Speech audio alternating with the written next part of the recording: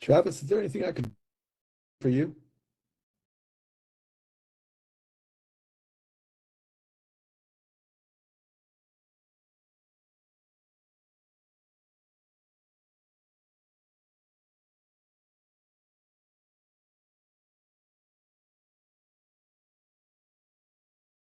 But yeah, I think so. Good afternoon, everyone. We have two interpreters on today's training. Um, one's name appearing on the screen is ASL interpreter Travis, and the other is ASL interpreter Kathleen. You can make them larger by hovering over the ellipses in their thumbnail, clicking on more options, and then selecting move to stage. And Brett, I'll let you go ahead and get started. You got it. Thank you so much. Welcome, everybody. You are here today. If you happen to be confused by you see that title down there, an inconvenient blindness, what this is a package of classes that I've created, which are under the umbrella called Being Ethical is Harder Than You Think. And so I want to kind of go through this one as one thing that we start with. Well, for those of you who don't know me, my name is Bret Hood. I spent 25 years in the ethics and saw a lot of good people do bad things. And so now that I'm out of the FBI,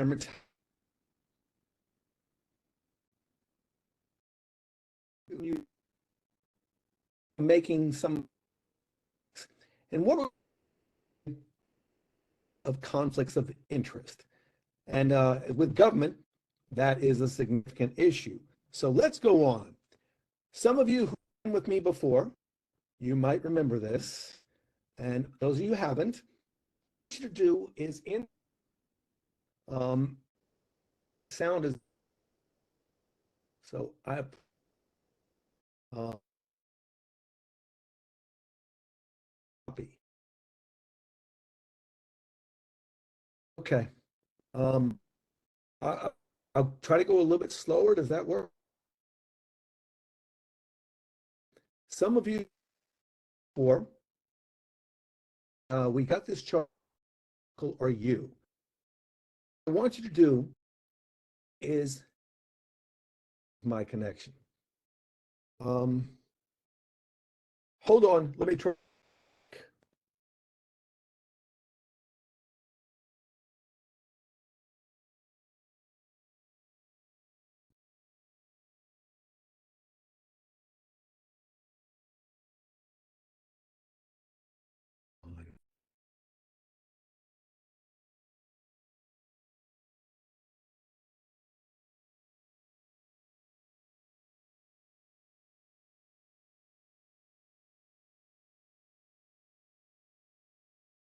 All right. Can you hear me now?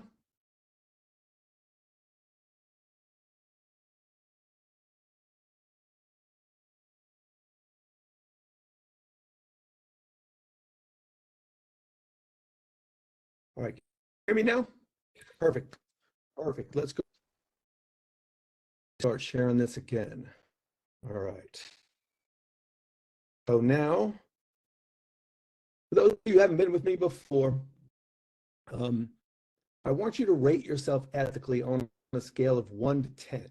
1 means you're not ethical at all. 10 means you're absolutely ethical. Number, type it in. Let's,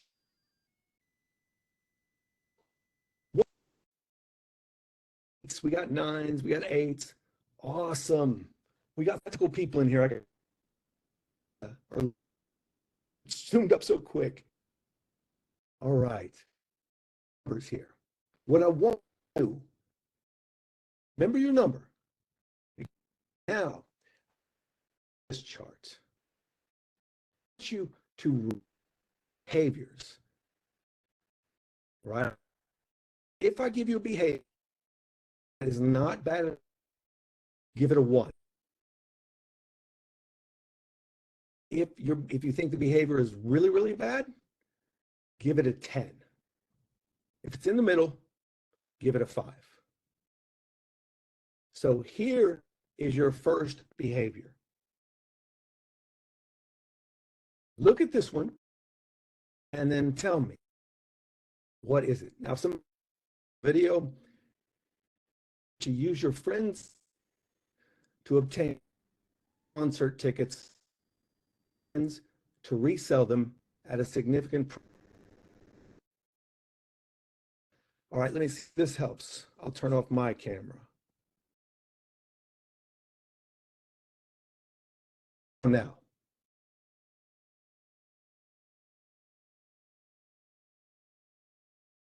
can't see the think everybody else can. If you can't, let me know.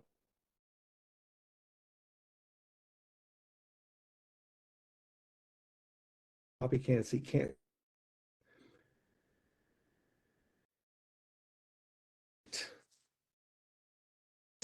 Can you?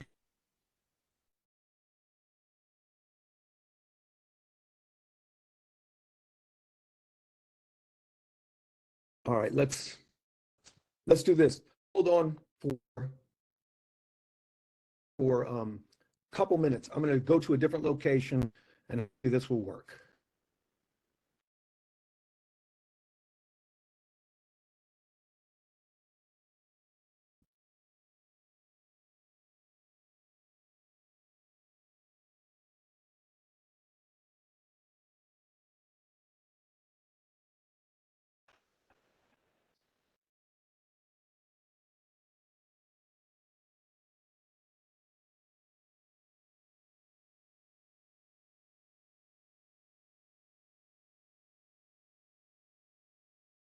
All right, we have a visual. Hold on to another spot.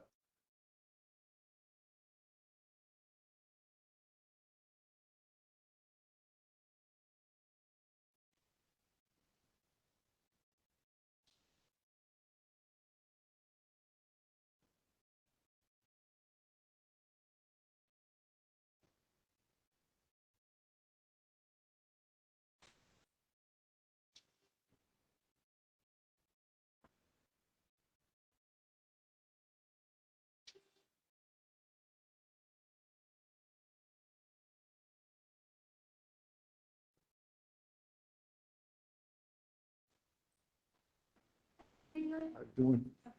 Thank you. Okay. Are we better now?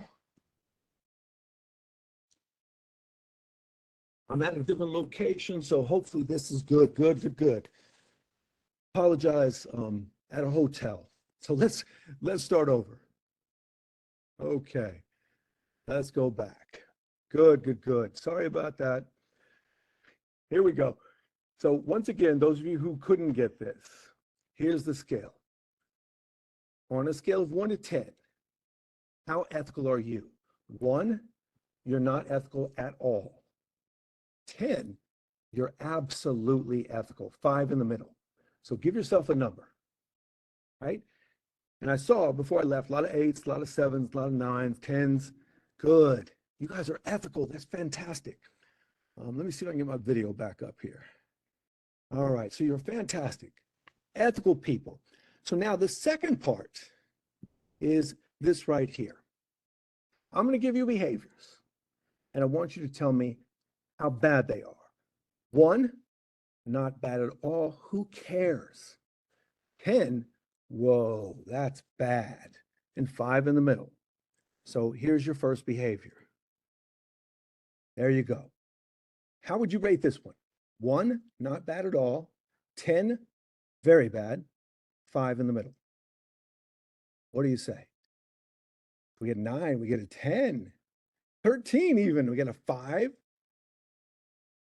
right? That's good. This is the Taylor Swift example, right? People reselling these tickets all the time. Most of you say 10s. I did see a few 5s as they scrolled through here. Tasha says, does a friend know you're using the code? Yes. Megan says 5, right? Friend knows, your friend knows. Friend doesn't care, right? Okay, it's interesting. Now, let's go to the next behavior. Same thing. 1, not bad at all. 10, very bad. 5 in the middle. What about this one? You're trying to bypass a long wait? Let's see what we get. A 2, 7, 1, 6, 10, 5, 4 threes. Look at all these twos. What I love about these exercises is we all can look at the same thing and come to completely different conclusions, right? I've got ones all the way up to 10, but who cares? It's your special night. If that's what you got to do, that's what you got to do. What about this one? Said Charmaine says, not very ethical. What about this one? 20% off. 5, 8, 7, 10, 4, 9, 10, sort of 20. A 3, Denise says 3. Charmaine says 5. Solomon says 10. Sheila says 1. Right? If you look at these, it's interesting. Right? All right. Here's your last one. What about this one? Last one. This isn't too bad, is it? Charmaine says not very good. Consuelo says 10. 10. Everybody saying 10. 3, 10. Good, good, good, good. All right, we get another different things. It's under the limit, so I have to say a 6. Well, let's take a look at this. All right. You look at that first one. How bad is it to use your special friend password? Isn't that an inherent conflict of interest? And you look at the second one. How bad is it to slip the maitre d' some money? Isn't that bribery? And then this one, you get a 20% discount for posting a good review, even though you didn't like the food. Isn't that almost like a kickback? Right? So you start to see that we all, believe that we're ethical, yet there are certain situations where we don't necessarily recognize what's happening. That's what makes these things dangerous. And then the last one down there, a kickback, Charmaine, is I do you a favor, and then you kick back some of the proceeds to me. Okay, so a classic kickback scheme would be I order something on behalf of the government at a price that's over what is its value. And so let's say we order something that's $100, we pay the vendor $100, the vendor then kicks back $20 to me for steering the contract to them. That's a kickback, right? And those are clearly illegal and unethical. And then you get to that bottom one. Everybody says it's under $20.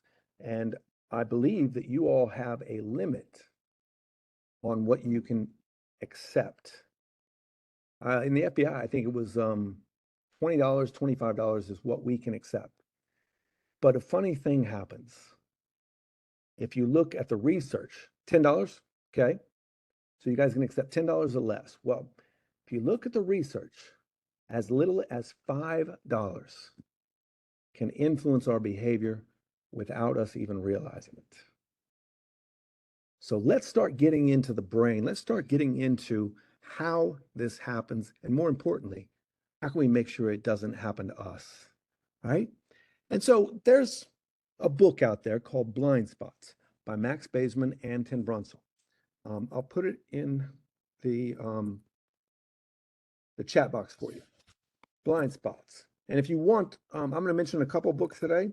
If you want my book list, all you have to do is send me an email and say, Bret, please send me your book list. There's my email. I will send you a copy of my book list, which this book is on it.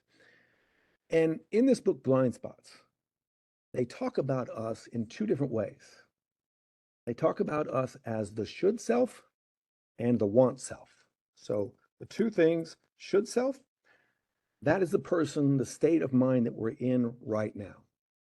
I assume that you do not have any stress, any pressure, And so you know that you're going to make the right decision. If somebody offers you a bribe, you're going to say no. But this is the should self. This is the person that no stress, no pressure. The converse to that is there's a little thing called the want self too, right? And the want self is the one that is dangerous because that's when stress, pressure, and desire start to overcome our rational decision making, right? The want self is the one that usually makes the bad decisions. And if we look, here's a quote from the book. And as you look at that, what are your thoughts? Because what the research shows is that how we want to behave overcomes how we should behave, right? And if you don't believe me, I just happen to have a test for you, right? And so, how many of you have ever thought of something there's something out there that you want and you're having trouble justifying it because it costs too much money, right? Deborah says, think it's how we are perceived to be behaving. We care about what people think about us.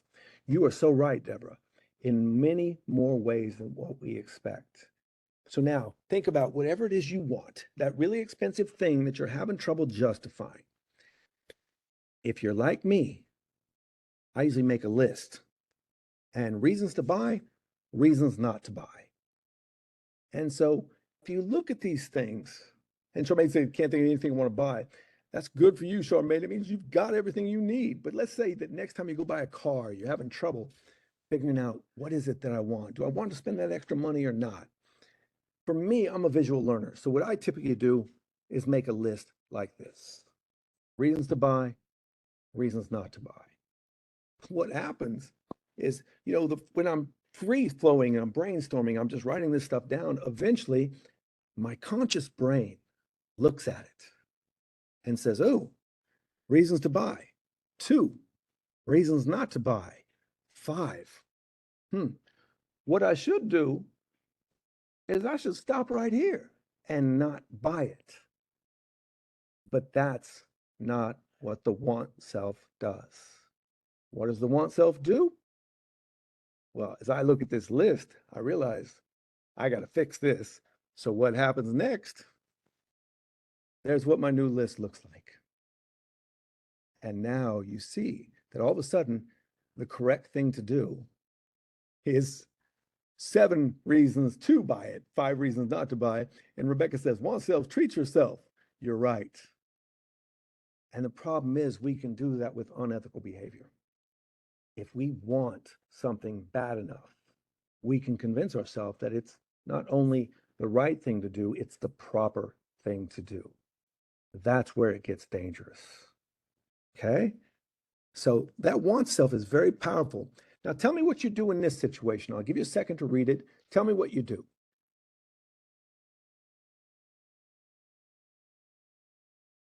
You got that best friend. So what are you going to do in this situation? Go in the chat box.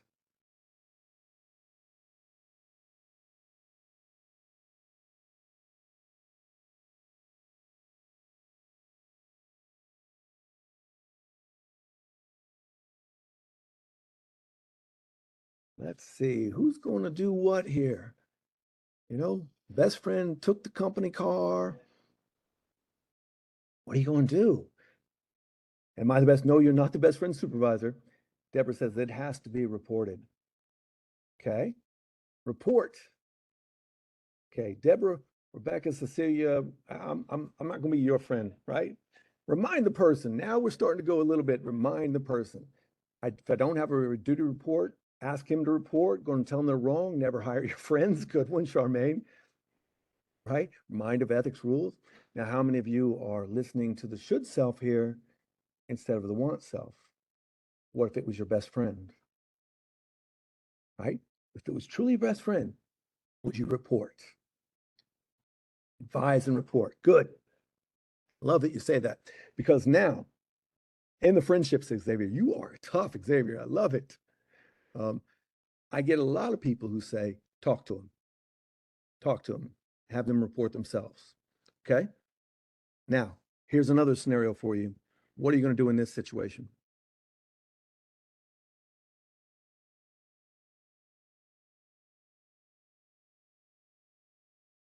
What are you going to do in this situation? A little bit different.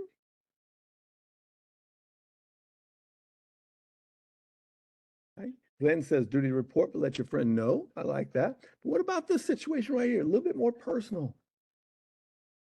Cancel plans, says Diane. Oh no, yes, oh no. Nothing. Tell a friend to tell their spouse. Tell my spouse. Right? None of my business. Zip lip friendship, nothing. So now that gets a little bit personal, you're not going to say as much. What happens in Vegas stays in Vegas. Right? So now you see there's a little bit more emotionally invested in this. And that's difficult. Right? How much, you think about this for a second, how much does emotions affect your decision making? And the answer is a lot. Research shows that 85% of your decisions come from emotions, right? And so in this case, in the first scenario, work, car, that's not that bad, but that's something I need to report for them. But when it gets emotional, when it gets personal, ah, that's a little bit tough. Shalom says, talk to my friend, but every couple has what works for them. You're right. You're right. But you start to see how the should self and the want self come to different conclusions depending on little changes to stories, right? Charmaine says there are two sides to every story, correct, right? And so what we're talking about here is this little thing called motivated blindness, motivated reasoning. Rebecca says gender also influences it pretty heavily. You're right. Gender does influence it both ways. If I'm a female and I see this, it influences me a different way. If I'm a male and I see this, it influences me a different way depending on which spouse it is, how close I am. Yeah. Friend did not respect him. Let him see this. You're right. Right. But what we're talking about here is this little thing called motivated blindness. And what it does is it convinces us that our self-interest is more important than other things. And so we see the world in a way that we want to see it. That's how it gets dangerous for us because sometimes we just don't want to get involved. And if we see unethical behavior in the workplace, especially by someone we like, someone above us, someone in a power position, we're hesitant to speak up. And that becomes very, very dangerous. It starts to change the culture of the organization, right? And so now here's my next question for you. How confident are you in your ability to avoid succumbing to conflicts of interest? Let's see if we can put it in a percentage. So 0 to 100%. How confident are you in your ability to avoid succumbing to conflicts of interest? Go ahead in the chat box. Let's see what you got. 90%. 90. Like it. 85, 98, 90. Okay, you guys are in the 90s. You are very confident. Got a few people in the 80s. Got somebody in the 100. 98. 80. 70 says Carla. Interesting. Isabel, same thing. 75. Nikisha, 70. Good. And I'm thinking that none of you are accountants because accountants would put in there, I'm 77.75 sure that I would do it. Right? Because you all are pretty confident. Right? That's good. That's good. But you know I've got something for you, right? A study of radiation oncologists that you see right there thought that there's only a 5% chance that they would be affected by gifts. However, when they turned the question around and they said, what about other physicians? What about other radiation oncologists? More than 60% of them said, oh, those other people would be affected, but not me. Why do you think that is? Why are we so sure that we are going to be able to see the problems and deal with them properly when our colleagues won't be able to, right? And so what happens is that should self and that want self comes in. And we start to believe that we are not going to face these things. Christopher says, because we cannot control other people, we can only control our own actions. And Christopher, you've got a great point there. Melissa says, we don't think of ourselves in a negative manner. You're right. We like to think of ourselves higher than general. Yes, you do. There's a couple things that kind of describe that, which we'll go into, right? I want to go back to what Christopher said. We cannot control other people. We can control our actions. One of the other topics I teach is leadership. And in leadership, I use this quote. And the quote is, why is it that we judge ourselves by our intentions and everyone else by their actions? Why is it that we judge ourselves by our intentions and everyone else by their actions? Right? And so we believe, we like to think we have that positive self-image. It's necessary for us. We have to have that. But it can lead to something that will get you in trouble, such as the overconfidence bias. And look at that first bullet point, right? Look at that.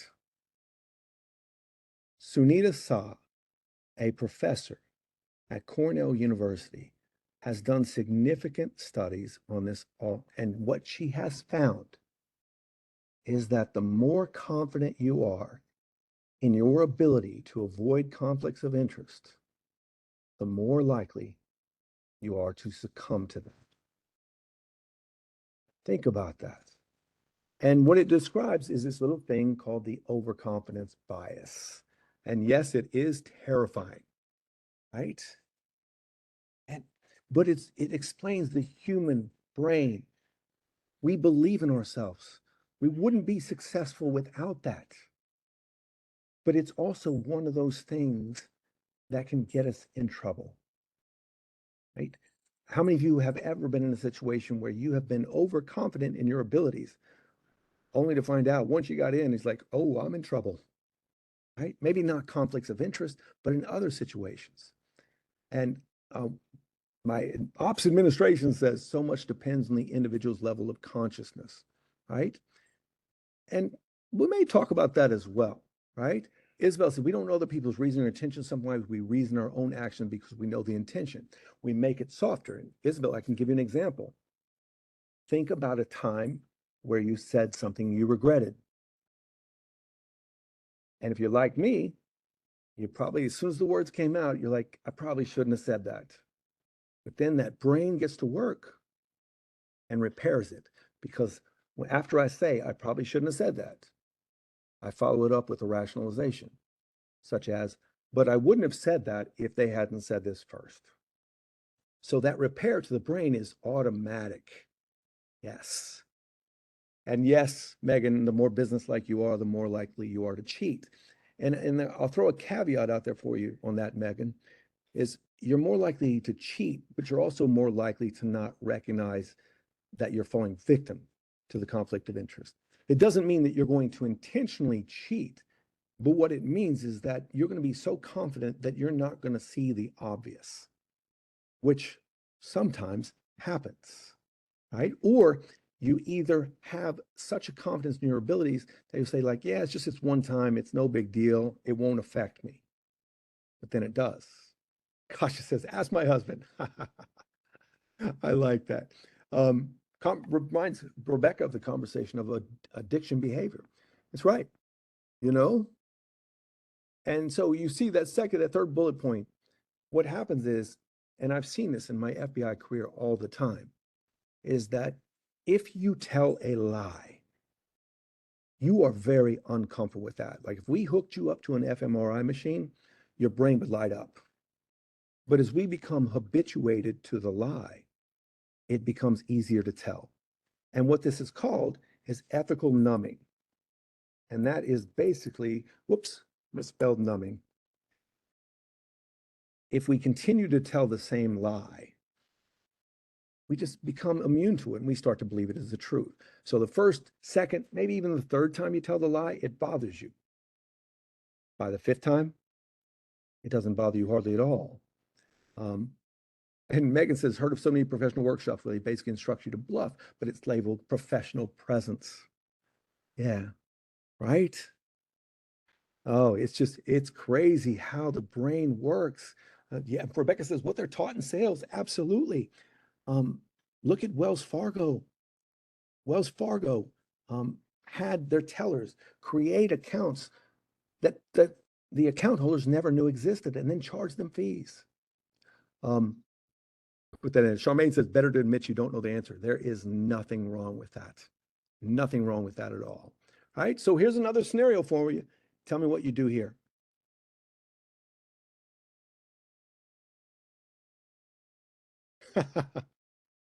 So if you were lying about what's going on at home as a child, there's very little habituation there. Mental health issues after that, disease. There are some really good liars out there, aren't there? Right? What are you going to do on this one?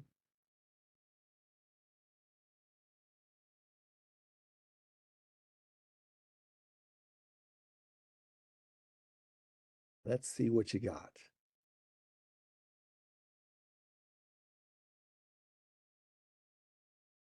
Scared to say now. Denise, I don't want to make you scared. Yeah, Megan says be easy to do without even thinking about it. You're right. Is it appropriate? Yes, appropriate. Is it considered a kickback? Could be. Right? I mean, you look at business. How do we get business from referrals? Right? Depends. I love that, Solomon. That's the good caveat right there. Depends. Give me some more information.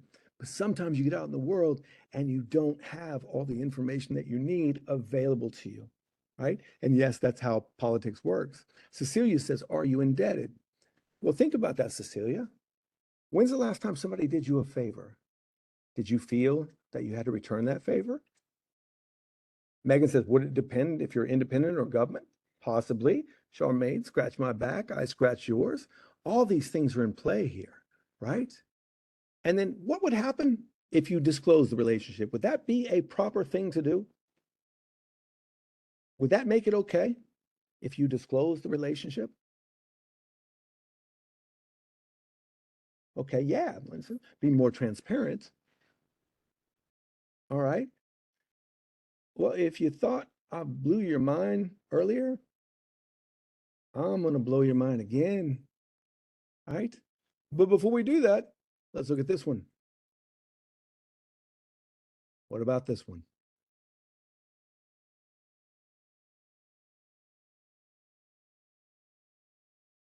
Is this more proper? What do you think about this one?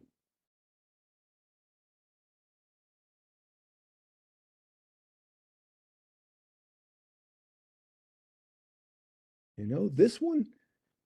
Yeah, I'm giving you some really nasty scenarios, aren't I, Deborah? I give you, but at least in this one, the financial advisor has informed you of the conflict of interest. Does that make it better? Okay. Thank them for the transparency, but still make your decision. Charmaine, this one, they are actually disclosing the conflict. And Charles says, either I'm informed or being transparent. I want to see the numbers. Choose the best. He admitted benefit, so I'm thinking he's ethical, says Mary. And Mary, you're absolutely right. By them disclosing the conflict of interest, what happens to you is that you start to trust them because they told you about the conflict of interest and maybe they didn't have to, right? And so what happens when that person discloses, it has a psychological effect on us, psychological effect that we don't realize it's happening. And so we'll say that it makes us, we're still going to look at it independently, but what really happens is that your brain starts to make decisions without you consciously realizing it. Okay. And so as we look what happens to the party who is made aware of the conflict, seems like a crazy sleazy salesperson technique, says Christopher. I like that, right? But what happens is when the financial, let's look from the party who is made aware of the conflict, they are more likely to go with the recommendation of the financial advisor or whoever is disclosing the conflict. Because what that does is that increases the trust in the other person, right? So when they say, like, he doesn't have to make that disclosure, but he does. So therefore, I trust him or her, right? And Quinte says, I can make a decision based on the information without taking into consideration their intake from the deal. I agree, Quinte, but sometimes our brains work in ways that we don't understand. Okay? So let's go on. Let's look here. When the party discloses a conflict of interest, the disclosure leads to more biased advice. Charmaine still doesn't get it. I get it. So, Charmaine, here we go. Let's say this. Let's say that I'm going to refer you to my financial advisor. Okay? And I'm going to tell you up front, Charmaine, if you go sign with my financial advisor, I'm going to get a bonus of $1,000. Right? So I'm disclosing my conflict of interest to you, making it public, right? And that's what they require of a lot of people. And then Desiree says, so is transparency a trap? I don't know if I would categorize it as a trap, Desiree, but what I would say is that based on what I've seen in the research, that it allows you to be overly confident in that, in your belief that you can make a decision that is objective, right? So we refer back to that overconfidence bias, where we think, you know what, I'm an ethical person, I am objective, I'm going to disclose this conflict of interest. But then what it does is it increases your overconfidence. And so the subsequent decisions that you make are more in your benefit than what would be if you didn't have such a conflict. And Karen puts it in, it's manipulation, but it's unconscious manipulation. So interesting how this works, right? And so there's a little concept we'll call moral equilibrium, okay? And if you can imagine yourself on a teeter-totter seesaw, right? And it's just level across the little metal band there, all right? The way your brain works is we like to be in a state of equilibrium, okay? If you do something ethical, now all of a sudden you've done something good, you're out of balance. And so what that does is that licenses you to do something bad. Vice versa, if you start by doing something bad, then you need to compensate by doing something good.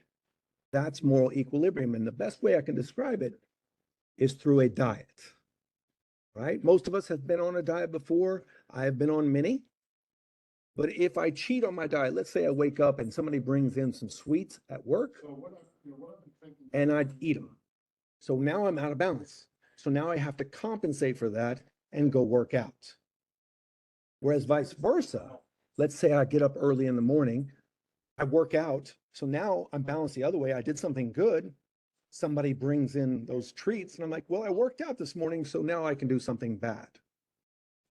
Same thing works with conflicts of interest. I disclosed it. I did something good. So therefore, I can make a little biased decision that's going to benefit me more than the client because I did something good. Charmaine says, is it better to have a partner who looks out for you, your best interest? Absolutely, Charmaine.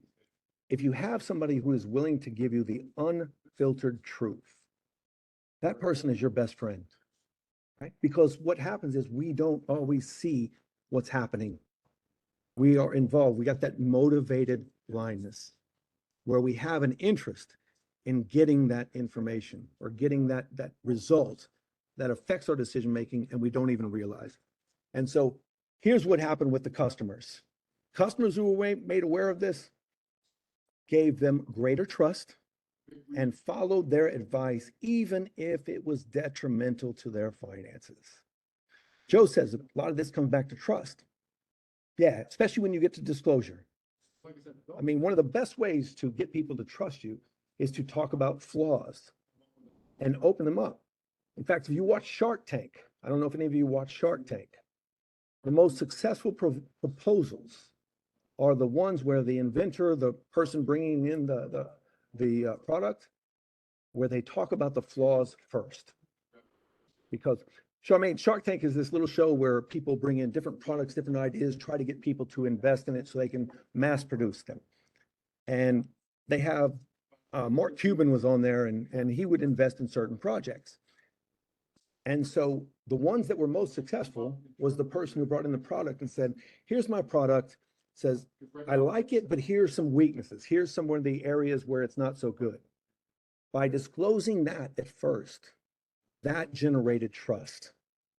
The same thing happens in relationship with conflicts of interest. If I disclose that there's a conflict, then you trust me even more. And then you're even likely to make decisions that go against your best interest. And the partner who's disclosing the trust or is disclosing the conflict, they're more likely to make decisions to benefit themselves as opposed to you because of their overconfidence. Right? And so, how does these disclosures affect us? Emotions, social norms, right? How many of you deal with the public? How many of you have to be polite, even though you don't like that person, right? There's a book out there called, I don't have this one on my book list because it's not my favorite, but he did have one passage in the book that I loved. Didn't love the rest of the book, but I love this passage. And basically, tell me what you think of this. And I'm going to paraphrase it. There's the book. He put the passage in there. It is, let me get it right. Perception equals cognition. Emotions equal interpretation. So I'll put it in the chat box. Perception equals cognition. Emotions equal interpretation. What do you think that means? Right? We perceive things. We put it through our brain. But not everybody perceives things the same way. And how we start to break those things apart is through the emotions, how we feel about certain things. And it comes to conflicts of interest. If we don't see it as a problem, we say, it's no big deal. Someone else might see it and say, whoa, that's bad. Kind of like the first 4 questions you were asked at the beginning of this class. I asked you to rate the behaviors, and all of you came up with different answers, different numbers, right? And Rebecca says, we think what we perceive isn't reality, but if we feel differently about realities, we try to shape to fit our view. Yes. Charmaine says, husband's on the spectrum. He thinks black and white. I understand where that might happen, you know? I think it's a little bit, children see more black and white than what we do. So yeah, that would be an interesting debate. I'd like to see some research on that. Thank you for sharing. All right. Yeah, and Cossier makes a great point. You get that email. How many of you have misinterpreted an email just because you were in a certain mood, right? So that's interesting. Emotions are powerful. All right, so now what are you going to do in this scenario? Take a look at this one. Tell me what you think. When is one ethical? Good point, Quinte. And how do you define ethics? Whereas one act may be deemed ethical by one party, the other party may think it's unethical. Right? There's a lot of deep discussions here. I like this. Let's see what you got on this one here. Let's go. All right. You got that salesperson who's got that little conflict of interest. How are you going to handle this? Denise says salesman has to go. Love that. Denise, you are decisive. I like that. Right? Yikes, says Charmaine. Yeah, they should resign. But, you know, you think about it, that person is your best salesperson. responsible for a lot of business in your firm. How hard would it be? And you think about it, we're government perspective. If we were in the private sector and we were reliant upon these types of things to make a living, can you see how maybe our perspectives would change? Right? Right. It's a conflict. It's absolutely super unethical in government. You're right. But, if we want to go back to politicians a lot, how many politicians employ their relatives? How many politicians use campaign funds to, hire their relatives for certain jobs? Nepotism. There's another great example, Charmaine, right? Yes. Right. And Rebecca said, even Jimmy Carter realized he had to pick one or the other. You're right. But my whole thing I want you to get out of this is that as we sit here today, the should self says this is easy decision. It's easy for us to make. But when it comes down to that moment where you could suffer from these things, I want you to realize that decision may not be as easy as you think. Katie says, unfortunately, how our country works, right? And yeah, congressional officials and judges are also allowed to hold stocks that they are responsible for regulating. Crazy, isn't it? Right? And so we kind of talked about this. Let's get into the gift policy a little bit deeper. In my favorite book of all time, it's called Influence. The psychology, was it? Gosh dang it, I just had it. The psychology influence. Okay, the psychology of persuasion. There's the book. It's on my list, so if you're going to send me an email for the list, you'll have it. This is one of his 7 pillars of influence. He calls it the rule of reciprocity. Okay? Think about a time where someone just out of the blue gave you a gift, did you a favor. How many of you felt a compulsion to return that favor? It's natural. It's what we do as human beings. The dangerous thing is that you don't even realize it sometimes. Okay? And so when the rule of reciprocity happens, here's some of the things that you go through. When you talk to your doctor, and there's been a lot of research on doctors, that's why I'm bringing this up, because doctors receive gifts all the time, right? If you've watched some of the shows on the opioids, you saw that the manufacturers pay the doctors to give speeches, right? And so as you go to your doctor, hopefully you trust that person, but then is your well-being the primary driver in the decision, right? But while most physicians say, yes, I'm thinking about my patient first, their actions and their behaviors show differently. And here's an example for you, right? A group of physicians had their own practice. They got away from managed healthcare. They opened up their own business. They were great.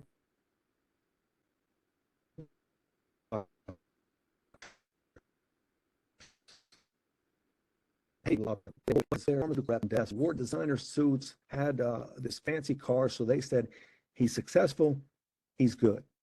And so now they pull the pharmaceutical representative in the office and they say, we'd like you to become our business manager. Says, we're losing money hand over fist. We think if you came on, says, we'd turn it around. And the pharmaceutical rep is self-aware enough that he says, I'm not the guy for you to hire, but I know somebody who'd be perfect for it. He sets up a referral with those doctors, and the doctors eventually hire this guy. I'm breaking up again. How about, am I good, or am I still breaking up? Okay. I think we have a little, good. So anyway, the doctors hire this guy represented by the pharmaceutical representative. If you look at their statistics, before the hire, the ratio of medications provided was 80 to 20 generic designer. After, the exact opposite, 80 designer, 20 generic. Now, did the doctors consciously make a decision to cost their patients more money? Probably not. But because of the power of the rule of reciprocity, when somebody gives you a gift, you feel an obligation, a compulsion to return that favor. That's where it gets dangerous. And so here's my question for you.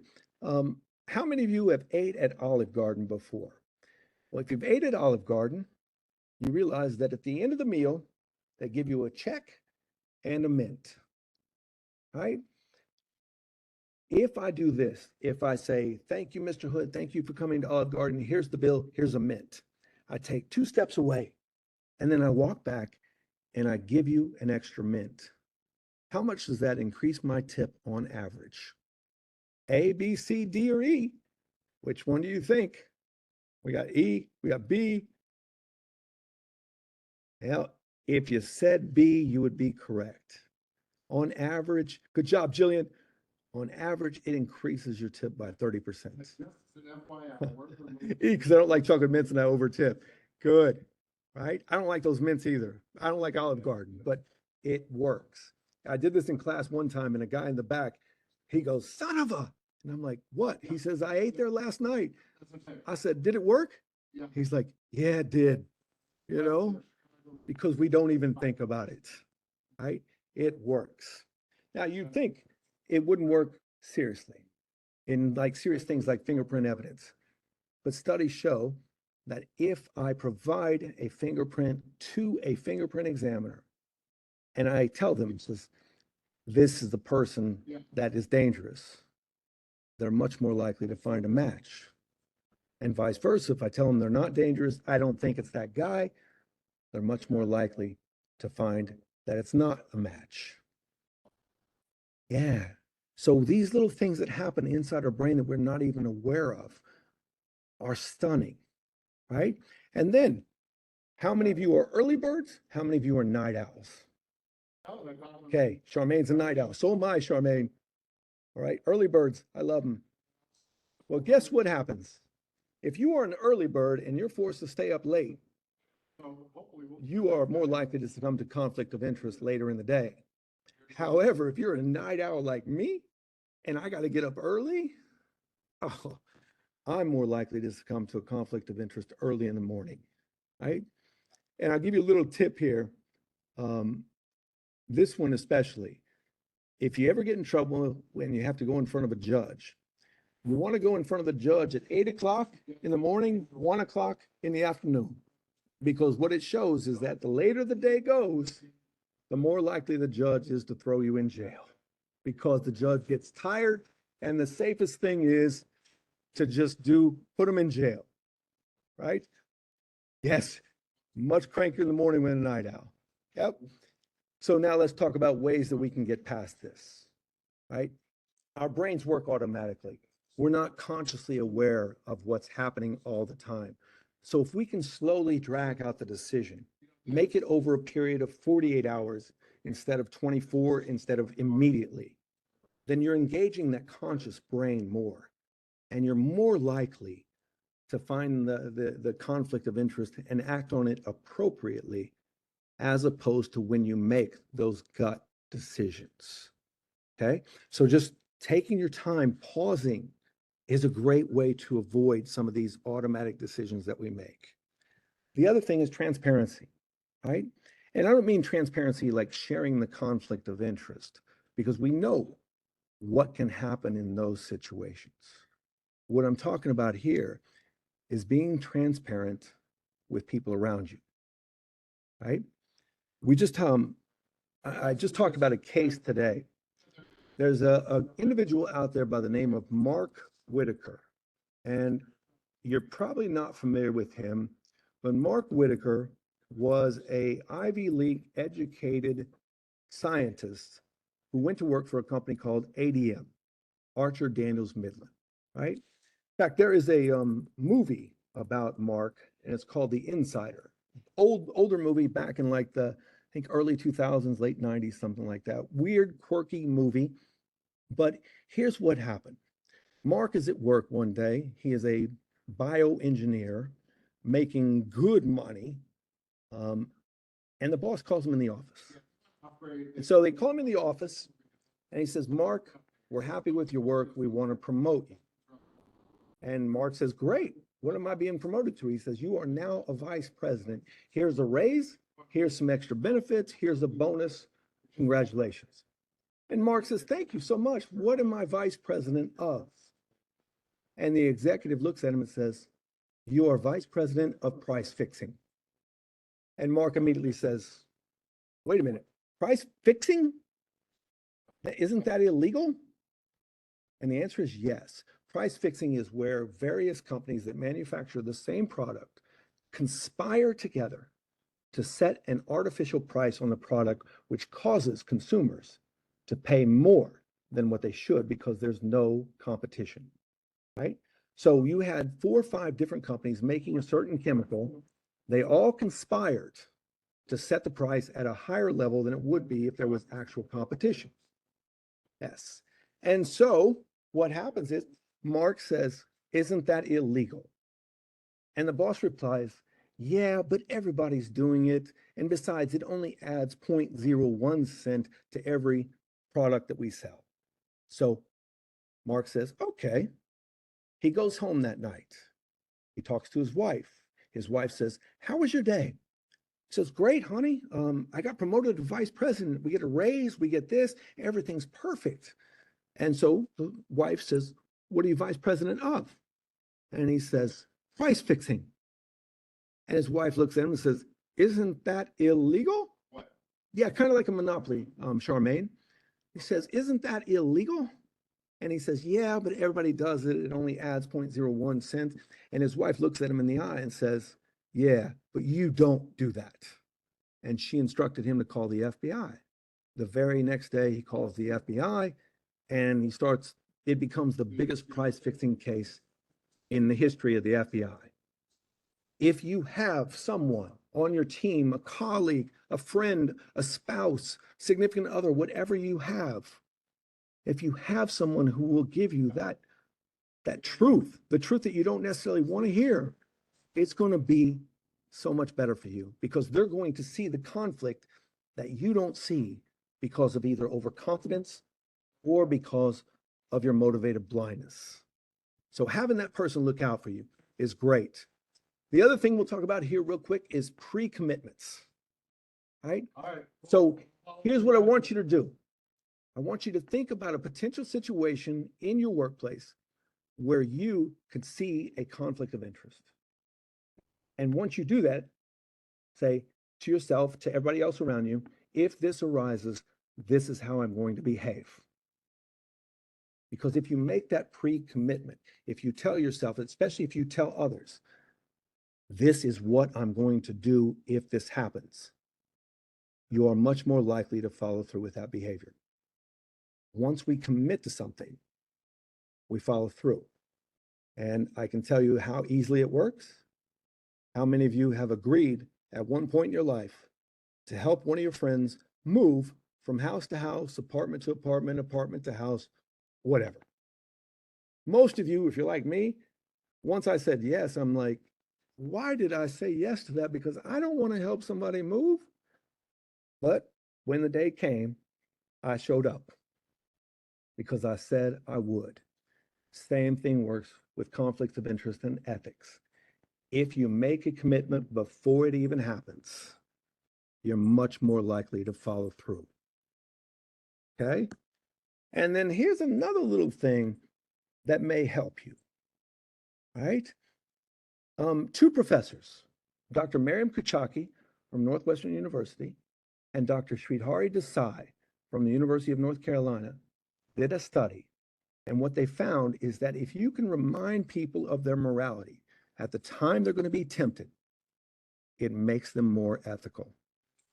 And what they did in this situation was they put up pictures, posters, paintings of generally accepted moral leaders such as Nelson Mandela. And as people looked around and saw that, they were reminded of morality. And when they were reminded of their morality, they became much, much more ethical. So whether it be pictures of moral leaders, whether it be different words in emails or something like that, if you can remind people that they are moral, they become more ethical and they don't succumb to these conflicts of interest. Charmaine says, thinks that Jimmy Carter is an ethical guy. Yeah, it's kind of funny how his reputation kind of changed because when he left the office, he was considered one of the worst presidents ever. But now, as people look at him, they see him as a very ethical person. So it's kind of interesting how time does that. But if you can find ways to remind people of ethicality, that's one way to do it. So I want to say I apologize for the connection. Unfortunately, I'm traveling this hotel I've been at before, and usually it's pretty good. Thank you for staying with me while we work this stuff out. I'm happy to stay for any questions that you may have. I'm on LinkedIn. Would love to see you there. There's my email. If you want my book list, feel free to email me. Say, Bret, send me your book list. I'll be happy to do so. Katie points out a good point. Mandela was on the terrorist list for a long, long time. So we eventually corrected that, right? So be happy to help you anyway. If you got any other questions, thank you so much, people. I really appreciate you putting up with the technical difficulties here. I'm glad you enjoyed. Hopefully it helped you. And again, if I can ever help you in any way, please do not hesitate to ask. Thank you, everybody. Email is 21 puzzles. I'll put it back in here again. 21, the number's 21 puzzles, puzzles @gmail.com. Here it is again. 21 puzzles @gmail.com. So again, help you in any way, just email me, be happy to do it. Yep.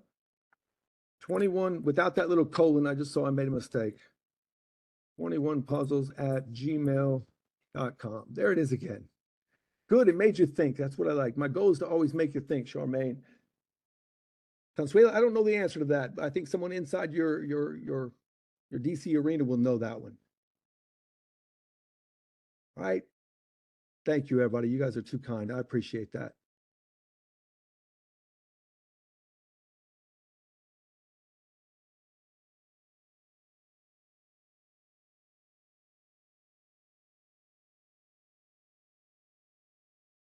Right. And thank you to my ASL interpreters. You guys were great. Sorry I went so fast.